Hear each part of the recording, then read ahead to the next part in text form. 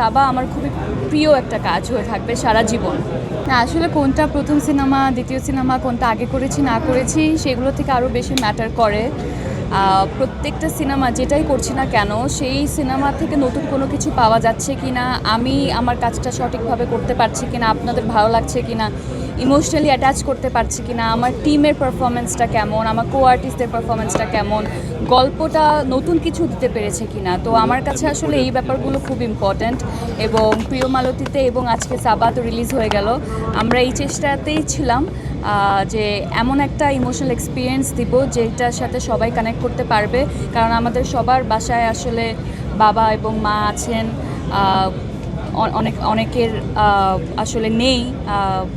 তো এই ফিলিংটার মধ্যে দিয়ে সবাই গিয়েছে এবং সাবা যেই জার্নির মধ্যে দিয়ে গিয়েছে হয়তোবা কেউ যাচ্ছে কিংবা যাবে। সো আমাদের মনে হয়েছিল এই গল্পটা বলা উচিত এবং এটা একটা রিয়েল লাইফ ইনসিডেন্ট থেকে ইন্সপায়ার হয়ে এই গল্পটা তৈরি করা। আমার মনে হয়েছিল এই গল্পটা আমার জন্য খুব ভালো একটা কিছু হয়ে দাঁড়াবে। এক্সট্রিম মশার কয়েল প্ল্যান্ট ফাইবার দিয়ে তৈরি, ডেঙ্গু, চিকুনগুনিয়া বাহি সহ যে কোনো মশার বিরুদ্ধে দেয় এক্সট্রিম সুরক্ষা।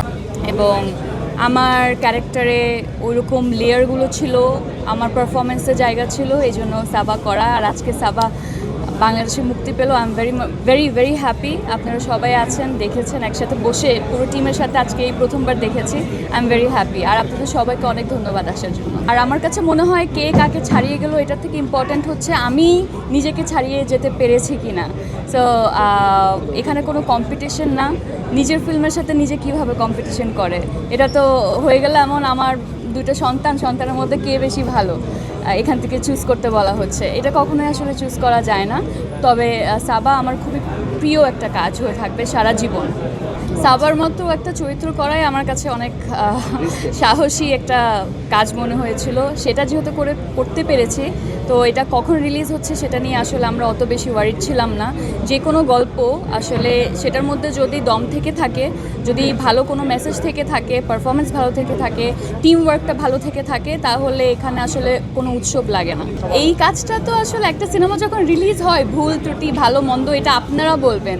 আমি আমার সর্বোচ্চটুকু চেষ্টা করেছি। আমার এই যে পুরো টিম এখানে দাঁড়িয়ে আছে, ওরা তাদের 100% এফর্ট দিয়েছে। আমরা পুরো জিনিসটা যখন থিয়েটারে ছেড়ে দিয়েছি, এটা পুরোটা আপনাদের হাতে দিয়ে দিয়েছি। এখন এটার ভালো দিক মন্দ দিক যেটাই হোক না কেন সেটা নিয়ে আপনারা লেখালেখি করবেন। I feel very blessed. আজকে শুক্রবার, অনেক ট্রাফিক, সবার নিজের ব্যস্ততা, তারপরেও আসলে অনেকে এখানে এসেছেন, আপনারা সবাই এসেছেন শুধুমাত্র একটা সিনেমাকে সাপোর্ট করার জন্য। এই সাপোর্টটা আসলে অনেক বেশি দরকার এবং আমি সবসময় চাইবো সিনেমা যেই ধরনেরই হোক না কেন, যেই জনরাই হোক না কেন, সবার সাপোর্টটুকু থাকা উচিত। কারণ এটা পিছনে এত মানুষের এফর্ট থাকে, এত মানুষের স্বপ্ন থাকে। সো আপনাদেরকে আমি বলবো সাবাকে যাতে একটা চান্স দেওয়া হয়। আপনাদের যদি ভালো লেগে থাকে সেটা নিয়ে আপনারা বলবেন, যদি ভালো করার আরও কোনো জায়গা থেকে থাকে সেটা আমাদেরকে জানাবেন। আমার কাছে কখনোই এটা মনে হয় না সাবা একা টেনে নিয়ে গেছে।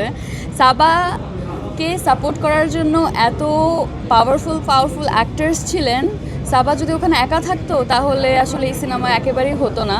এই যে মোস্তফা মনোয়ার ভাইয়া, আমি এই ফিল্মটা করেছি কারণ I wanted to work with him এবং he is such a powerful actor. ওনার আগের কাজগুলো আপনারা যদি দেখে থাকেন কিংবা ওনার প্রোফাইলটা যদি ঘাটেন, তাহলে অ্যাজ অ্যান অ্যাক্টার উনি আসলে কতটা ডাইমেনশনাল বা কতটা ভার্সেটাইল এটা বলার বাইরে। আমি এই কাজটা করেছি কারণ মনোয়ার ভাইয়া, মাকসুদ ভাইয়া, প্রাচী আপা সবাই এত পারফেকশনিস্ট। আমি যদি আসলে এই কাজে কোনোভাবে কিছু একটা শিখতে পারি, এটা আমার জন্য একটা বাড়তি পাওয়া।